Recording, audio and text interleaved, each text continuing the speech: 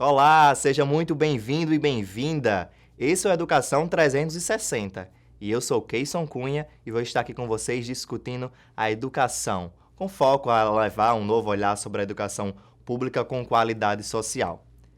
E é no programa de hoje que a gente fala sobre o Sistema de Avaliação da Educação Básica, o SAEB, que será aplicado entre os dias 21 de outubro a 1º de novembro. E é sobre esse assunto que eu converso com o subcoordenador de avaliação educacional da Secretaria Estadual de Educação do Rio Grande do Norte, o Afonso Gomes. Afonso, seja bem-vindo ao nosso programa. Obrigado. Vamos tratar aí sobre o SAEB, né, que está bem pertinho de acontecer, a ser aplicado. Explica para a gente, antes de tudo, Afonso, o que seria o SAEB? Que é isso? O SAEB é o Sistema de Avaliação da Educação Básica, do INEP, né, do MEC.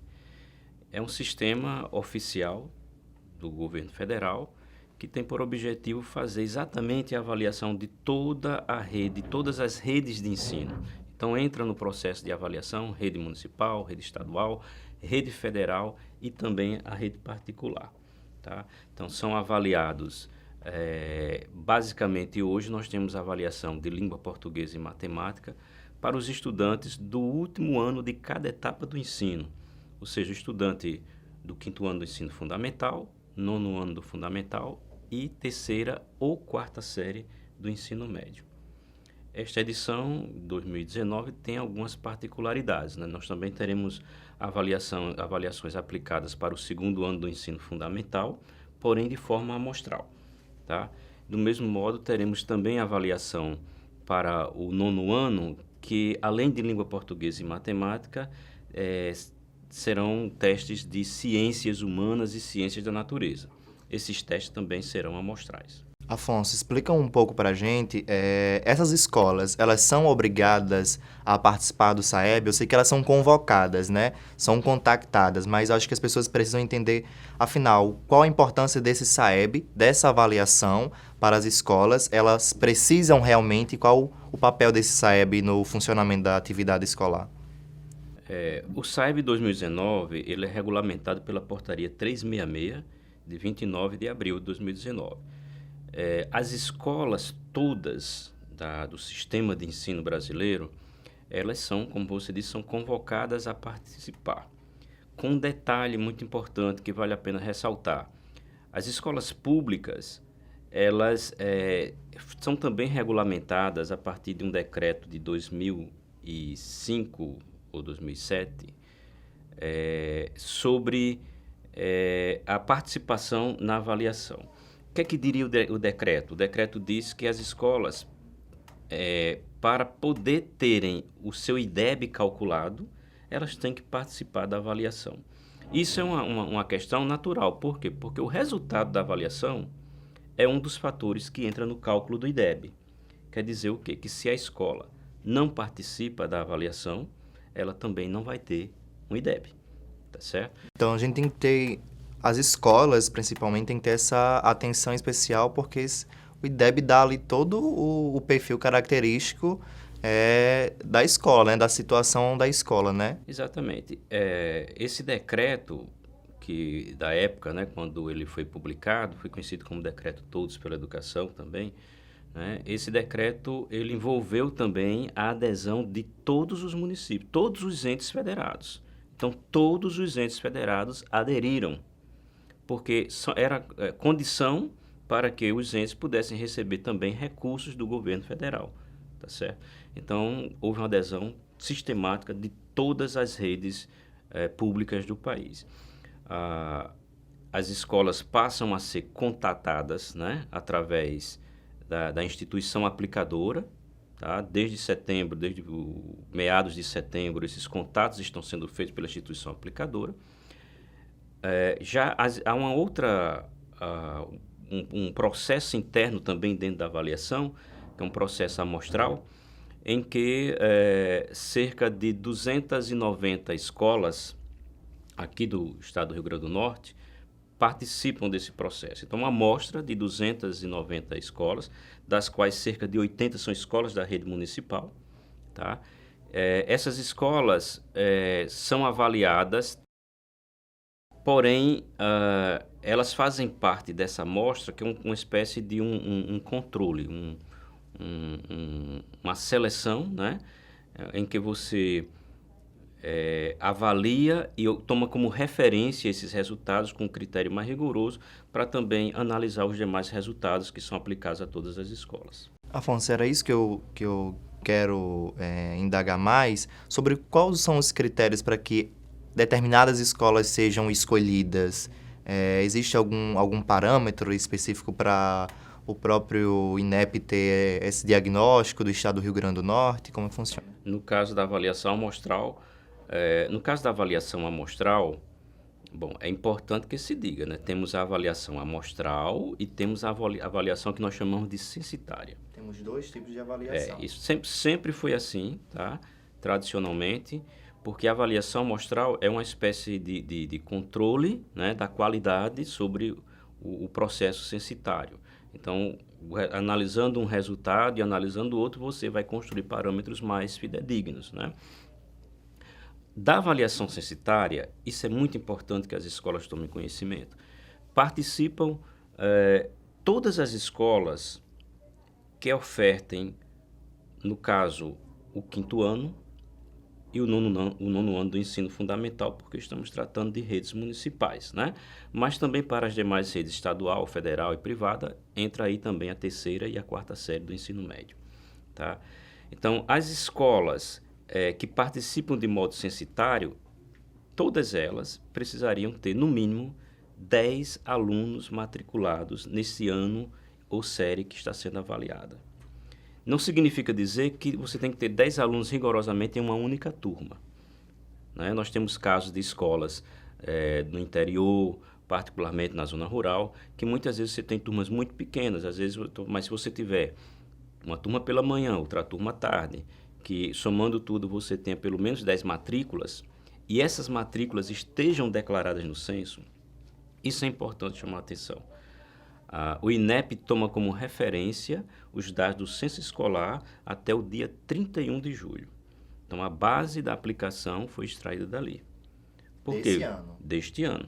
Por quê? Porque as provas todas dos alunos, elas são nominais, já chega lá com o nome do aluno, com a matrícula, a referência toda do menino, tá certo?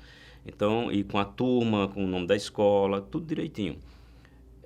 Então, as escolas que estiverem devidamente regularizadas com essas informações no censo escolar até o dia 31 de julho passado, esses meninos estarão com certeza, essas turmas com certeza estarão na avaliação.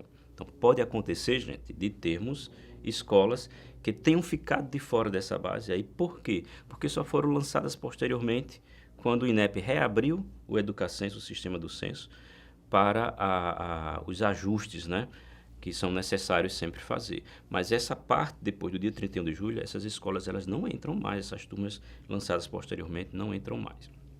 Então, estamos falando aqui de 2 critérios, né? Primeiro, ter pelo menos 10 alunos matriculados em cada ano, série que está sendo avaliado.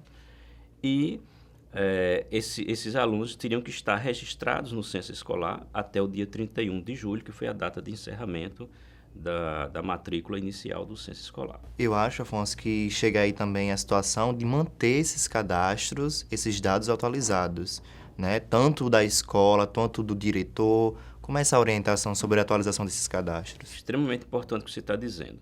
Nós encontramos muitos problemas, muitas vezes, particularmente na rede municipal. Então, nós precisamos que os gestores, os responsáveis pelas informações nas secretarias municipais de educação ligadas ao censo escolar, tenham todo esse cuidado. Porque a gente sabe que o censo escolar faz o cadastramento, né, dos alunos, e o aluno na escola também significa dinheiro na escola. É com base nesse aluno matriculado, nesse número de alunos matriculados, que a escola, ou melhor, a secretaria, o município, recebe recursos para a educação, para o transporte escolar, para a alimentação escolar, para uma série de coisas, né? E também é de fundamental importância para a própria avaliação do SAEB. Tá? É importantíssimo que o diretor, que o responsável municipal na Secretaria de Educação, mantenha atualizado os dados, não apenas da Secretaria, mas de cada uma de suas escolas. Tá? Os dados, inclusive, dos responsáveis legais pela escola, ou seja, o diretor, ou o vice-diretor, ou a pessoa que está à frente, né, como responsável por aquela escola. Então, tem que estar devidamente atualizado. E onde devem estar esses dados? No sistema do censo escolar. Importantíssimo manter isso atualizado. A gente vai dar uma pausa aqui no nosso programa, Afonso, porque a gente vai mostrar o nosso quadro Caminhos da Experiência. E é nesse quadro em que você que é diretor da escola, secretário municipal da educação, professor ou professora, pode mostrar a experiência que está acontecendo aí na sua cidade, na sua sala de aula. E hoje a gente segue para mais um município.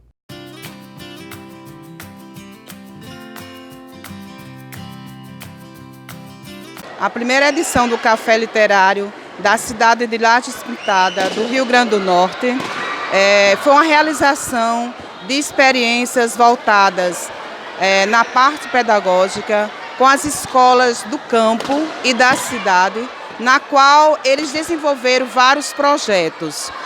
Podemos citar o projeto O Burro Literário, podemos citar também o projeto Família Leitora, o projeto Cesta Literária, o projeto Piquenique Literário e os projetos das mostras culturais realizados com os professores de educação infantil das escolas do campo.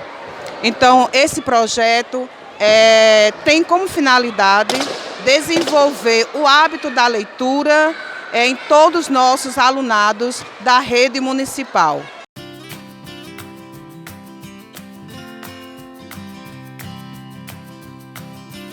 Tá aí mais uma experiência de um município aqui do Rio Grande do Norte, contando como é que acontece a atividade na sala de aula, enfim, no campo escolar, na sua comunidade escolar.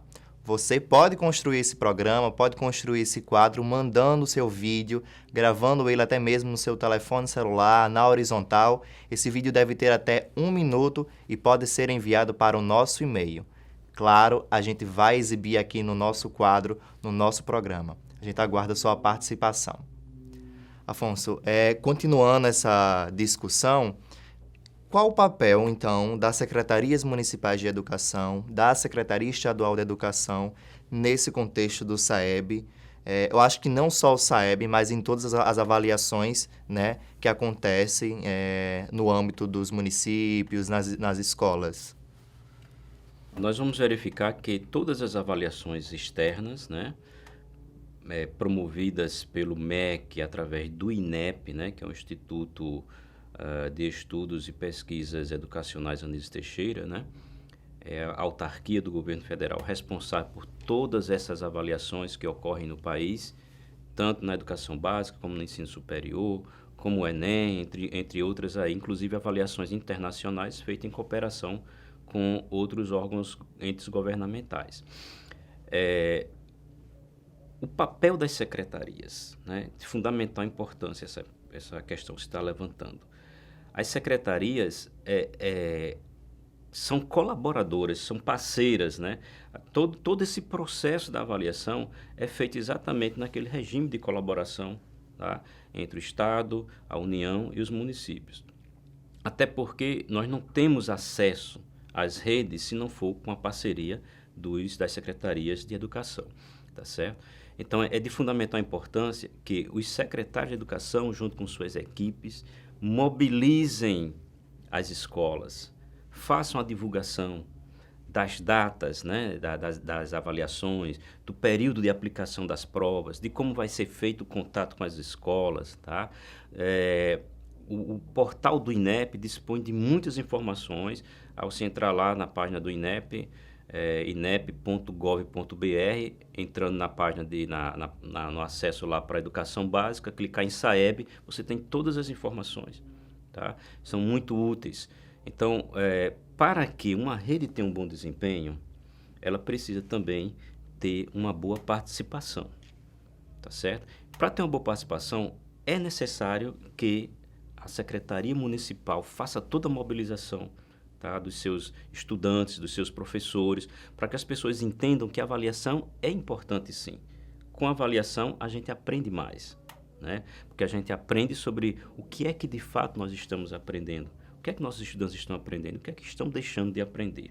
Tá? Não é só para mostrar resultados de avaliação, é para a gente se conhecer. A avaliação externa, ela não vem concorrer com o processo de avaliação interno, né? Que nós, professores, fazemos normalmente nas nossas práticas pedagógicas, ao longo do período letivo. É uma outra avaliação.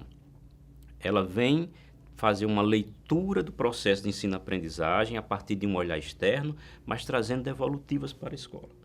Tá certo? Então, ao mesmo tempo em que as secretarias municipais devem mobilizar suas redes para participar da avaliação, para conhecer a avaliação, se apropriar da matriz da avaliação, ela não é feita, né, em cima de um nada, né? Ela é feita com base em matrizes que são públicas, estão lá conhecidas, e essas matrizes de referência, elas trazem descritores que estão diretamente relacionados ao currículo escolar.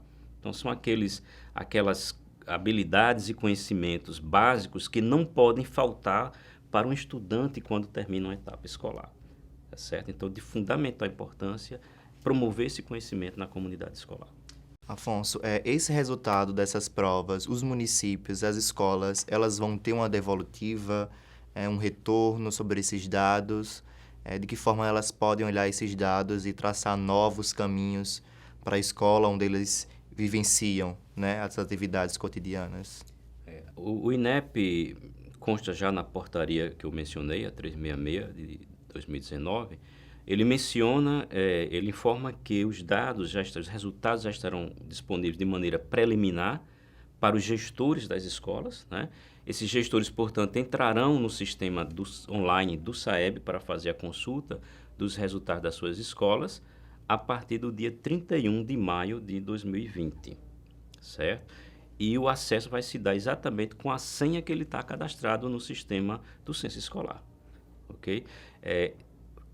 Uma vez disponibilizado os resultados no dia 31 de maio, o gestor vai ter um prazo de 15 dias. Caso seja necessário, ele julgue necessário entrar com algum recurso. Porém, esse recurso, questionando de alguma forma, né, os resultados, eles têm critérios específicos que estão bem definidos dentro do próprio portal do SAEB.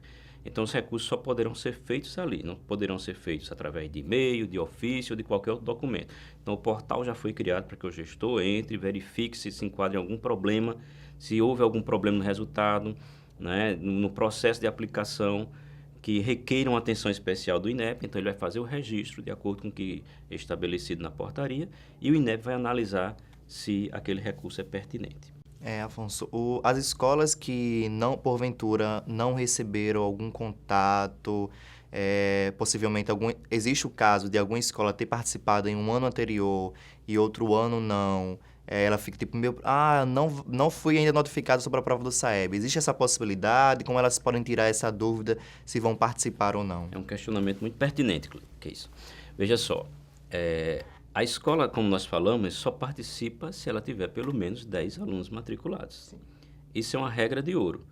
Uma determinada escola pode ter acontecido em uma edição anterior ter 10 alunos ou muito mais matriculados e agora ela não tem isso, não pode? Então, essa escola, se tiver nessa situação, naturalmente e infelizmente, né, ela não vai ser avaliada, pelo menos não no SAEB desta edição. Certo? Então, isso é um aspecto importante. A gente reforça mais uma vez o critério das 10 matrículas mínimas. E lembrando também, gente, que esse critério é para todas as escolas, independente de ser censitária, né, de se participar da avaliação de forma censitária ou de forma amostral. As escolas serão contactadas pela instituição aplicadora para que seja feito o agendamento da aplicação. Tá certo? Apenas as escolas, as 80 escolas que nós falamos que fazem parte da amostra, é que receberam um contato prévio do INEP, ou da Secretaria de Educação do Estado, né, para confirmarem no próprio sistema online do SAEB a sua participação.